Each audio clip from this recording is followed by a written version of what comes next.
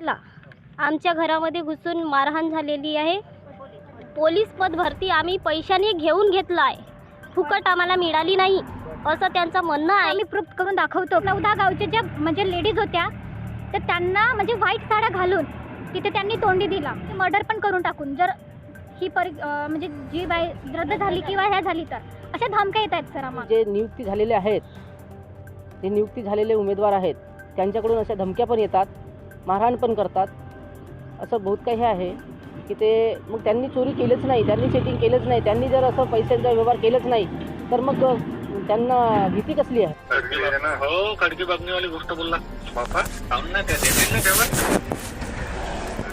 50 रुपये ठेवू देवा म्हणजे आपण फुकट म्हणजे काम करतील का? किती म्हणजे आता साहेब किती म्हणतात तो काय 5 म्हणतात का 4 म्हणतात का 7 म्हणतात? मग एक काम कर, 2 त्याकडे 2 50 आपले 3 मध्ये करतो, 3 मध्ये करू का? पक्का ठीक आहे, आवश्यक नाही केलं नाही का? बया झालं। मी नरेश बोपचे सत्यवचन न्यूजमध्ये आपलं स्वागत आहे। सध्या आपण जिल्हाधिकारी कार्यालयाच्या समोर आहोत आणि या ठिकाणी आपण बॅनर बघू शकता। पोलीस पाटील पदभरतीच्या विरोधात आमरण उपोषण, पोलीस पाटील पदभरती रद्द करा अशा प्रकारचे बॅनर लावून या ठिकाणी दिनांक 3 मार्च 2024 रोज सोमवारपासून या ठिकाणी जे पोलीस पाटीलचे पदभरतीकरता जे उमेदवार होते ते आमरण उपोषणावर बसलेले आहेत। तर ह्यांची काय मागणी आहे, कशाकरता हे जे आहेत उपोषणावर बसलेले आहेत अशी सुद्धा माहिती आहे सूत्रांची की अगोदर हे जे आहेत मोरगाव अर्जुनी तालुक्याला सुद्धा बसलेले होते। या ठिकाणी 26 उमेदवार आहेत जे सडक अर्जुनी आणि मोरगाव अर्जुनी तालुक्यातून येत आहेत। तर काय त्यांची मागणी आहे बघूया आपण। माझे पूर्ण नाव वृंदना नरेश तिरकम आहे, मी आंबोऱ्याची राहणारी आहे आणि वरून हा जो प्रकरण आहे याच्यापूर्वी आम्ही उपोषणाला बसलो होतो अर्जुनी मोरगाव तहसीलमध्ये SDM ऑफिसच्या समोर आणि उपोषणावरून घरी आल्यानंतर 29 तारखेला आमच्या घरामध्ये घुसून मारहाण झालेली आहे। कोणी मारहाण केली? नियुक्त पोलीस पाटील जे आहे तिचे पती आणि देर आणि तिचा चुलत सासरा माझ्या घरामध्ये येऊन माझ्या सासूला मारहाण केली म्हणजे ती म्हणले का आम्ही पैसे भरलो असं ते म्हणत होते आणि आमचे पैसे वाया जातील। पोलीस पद भरती आम्ही पैशाने घेऊन घेतला आहे, फुकट आम्हाला मिळाली नाही असं त्यांचं म्हणणं आहे। तर आमच्या घरी माझे मिस्टर विचारायला गेला का असं तुम्ही का केल्या, असं जरी करायचं होतं तर मी फॉर्म टाकलो नसतो असे यांनी म्हटलं। तर ते एकाएकीच यांच्यावर येऊन पडले आणि मारहाण केली। यांना मारते म्हणून यांची आई आणि यांची बहीण हे सुद्धा धावले, नंतर मी पण धावले। माझ्या सासूची तब्येत आता पण खराबच आहे आणि त्या दिवशी 3 दिवस जेवण वगैरे तिनं काहीच केलं नाही। सदर प्रकरणामध्ये मग आपण पोलीस तक्रार वगैरे केली नाही? पोलीस तक्रार झालेली आहे पण काहीच चौकशी वगैरे काहीच झालेली नाही आहे। सर आमची एकच मागणी आहे की जे पण पद भरती झालेले आहेत त्याच्यामध्ये आम्हाला पूर्णपणे घोड दिसत आहे। पण आम्ही काय घोड दिसत आहे? पूर्ण म्हणजे ज्याप्रमाणे शिक्षणाचा एक वेगळा भाग आहे, पण ज्याप्रमाणे ज्यांनी परीक्षा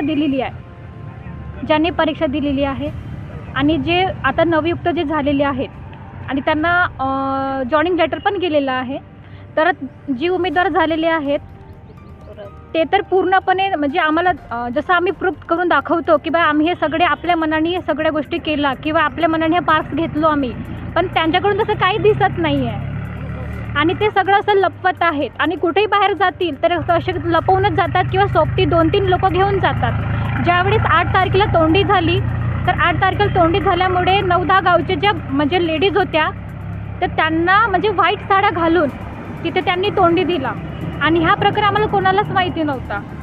आणि ज्या व्हाईट साड्या घाललेल्या काही आपल्याकडे फोटो व्हिडिओज काही आहेत?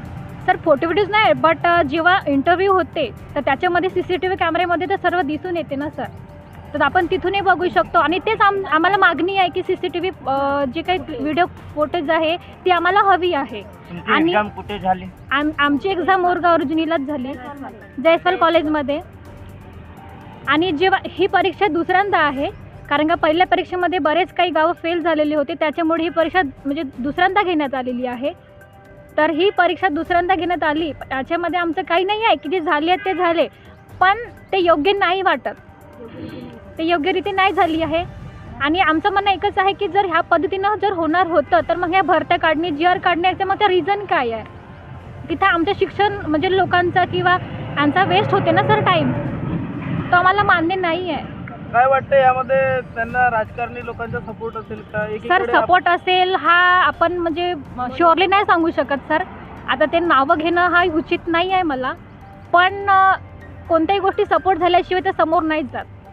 तर आपल्या गावी सुद्धा असं प्रकरण आहे की आहे का असा की पैसे देऊन त्यांनी पोलीस पाटील सर भरती घेतली? आमच्या गावची म्हणजे माझे गावचं मी भविता अमर आसोडे खाडीपार गावावरून बोलत आहे. माझा पण फॉर्म होता, त्याच्यामध्ये जे झालेली आहे बाई किंवा जी लेडीज झालेली आहे तर तिचा जो पती आहे तो आधी 1 महिन्याच्या आधी म्हणजे परीक्षा होणार आहे 1 महिन्याच्या आधी म्हणत होता की मी 5 लाख भरीन आणि मी आपल्या बायकोला पोलीस पाटील बनवीन.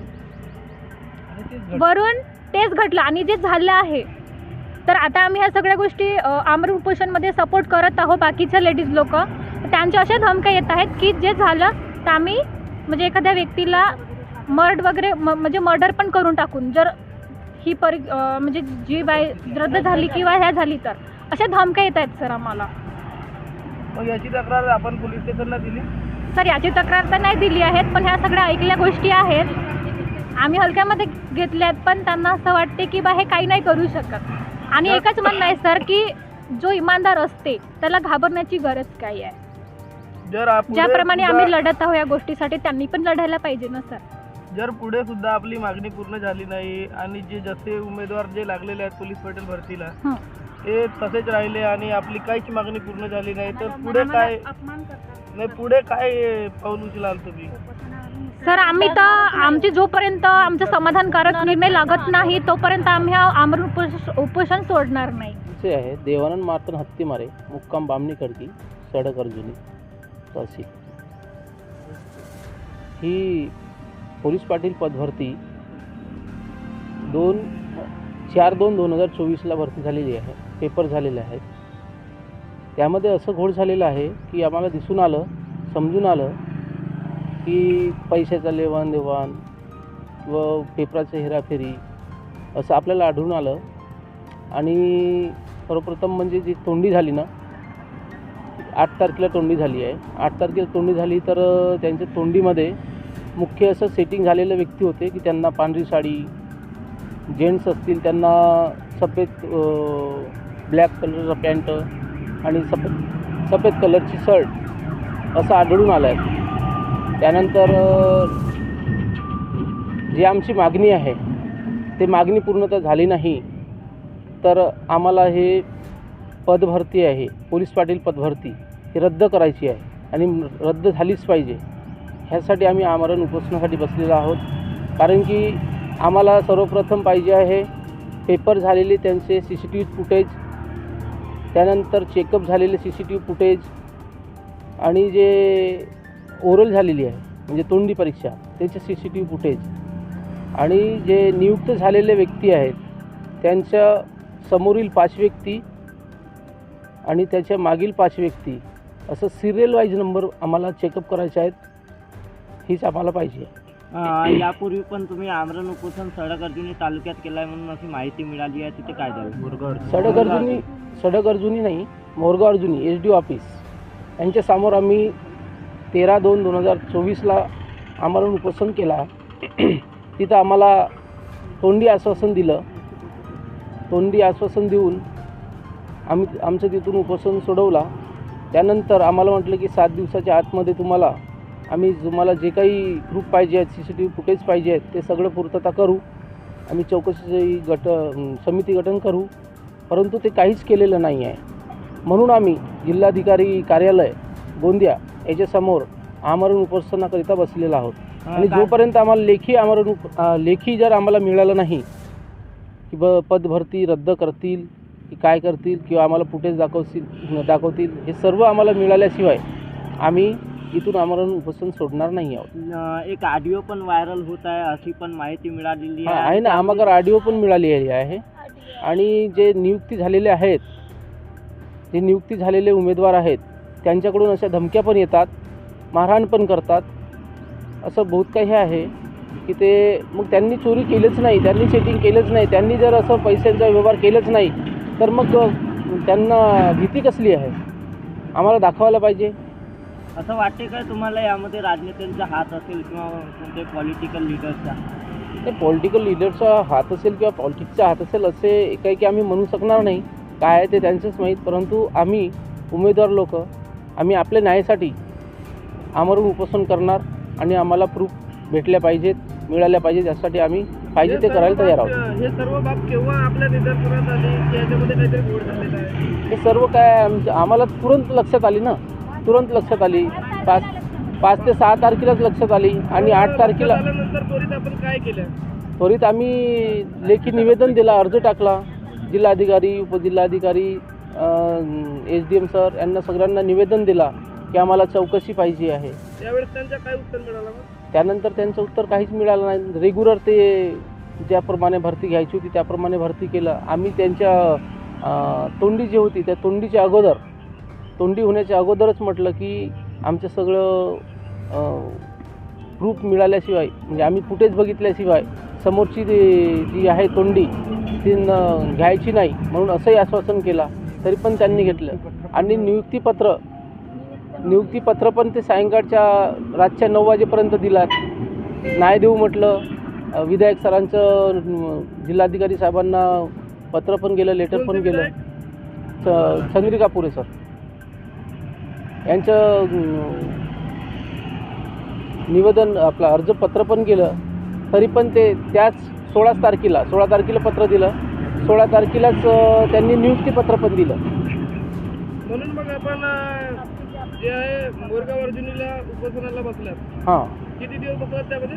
त्या ठिकाणी 13 तारखेपासून ते 17 तारखेपर्यंत बसला. तिथे काही प्रत्युत्तर मिळालं? प्रत्युत्तर काहीच नाही. तोंडी आश्वासन मिळाला की आम्ही तुम्हाला 7 दिवसाच्या आतमध्ये जे तुमचे काही मागण्या आहेत त्या पूर्णता करू. चौकशी संघटन समिती आहे ती संघटन करू असं सांगून आम्हाला उपोषण सोडावं लागलं. काय सांगितलं पोलीस पाटील पदभरतीच्या उमेदवारांनी? एकीकडे ऑडिओ व्हायरल होत असल्याची ते गोष्ट करत आहेत, जे की ऑडिओ आपल्याला आम्ही ऐकवत आहोत. एकीकडे जे पुरुष उमेदवार होते त्यांचे पांढरे शर्ट, काळा पॅन्ट, महिला उमेदवार यांची पांढरी साडी असे कोडवर्ड. आणि एकीकडे त्यापेक्षाही जास्त की जे उमेदवार लागले ते येऊन, जे उमेदवार नाही लागले आणि संपावर बसले त्यांच्या घरी येऊन मारपीट केली. इतकी म्हणजे हिंमत. ते स्वतःहून बोलत आहेत की आम्ही पैसे देऊन लागले, तुम्ही कोण होता उपोषणावर बसणारे, आम्ही जर लागलो नाही, आमचे जर पद रिक्त झाले तर मर्डरसुद्धा करू, अशासुद्धा धमक्या येत आहेत.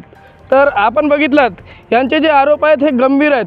शासन प्रशासनाने याकडे लक्ष देण्याची गरज आहे. आता बघायचे हे राहील की शासन प्रशासन यांचे जे आरोप आहेत ह्यांना गांभीर्याने घेत कायदेशीर कारवाई करणार की नाही करणार, आणि यांचे उपोषण उठणार की नाही उठणार, की असे निरंतरच उपोषणावर राहणार, बघणे हे बाकी राहील. नमस्कार.